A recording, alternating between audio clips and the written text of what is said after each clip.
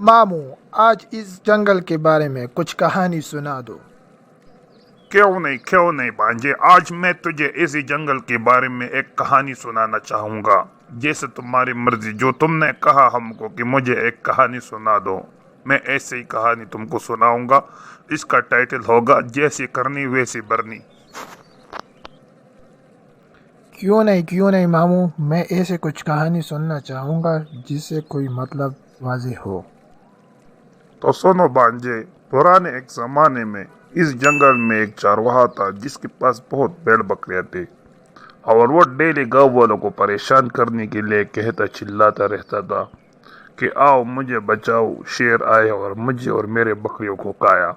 لیکن جب وہ گاؤں والے اس کو بچانے کے لیے آتے تو وہ ڈیلی اس پہ ہنستا تھا کہ میں نے تمہارا مذاق اڑایا، میں مذاق کرتا تھا۔ ایک دن سچ میں شیر آیا اور سب کو کھایا، بکریوں کو بھی کھایا، اس کو بھی کھایا۔ وہ بہت چلایا، لیکن گاؤں والے نے کہا ڈیلی مذاق کرنے دو۔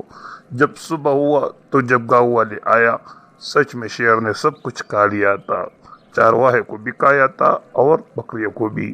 تو اس کہانی سے یہ حاصل ہوتا ہے، کبھی بھی کسی کے ساتھ ایسے مذاق نہیں کرو جو کل تم پریشانی میں ہو اور وہ مذاق سمجھے۔ کیا سمجھے بھانجے؟ سچ کہا ماموں، اسی طرح کے مذاق میں کبھی بھی کسی کے ساتھ نہیں کروں گا۔ ایسے نہ ہو کہ وہ پھر میرے سچ کو بھی جھوٹ سمجھ کر بیٹھے اور وہ پھر میرے مدد کے لیے بھی نہ آئے۔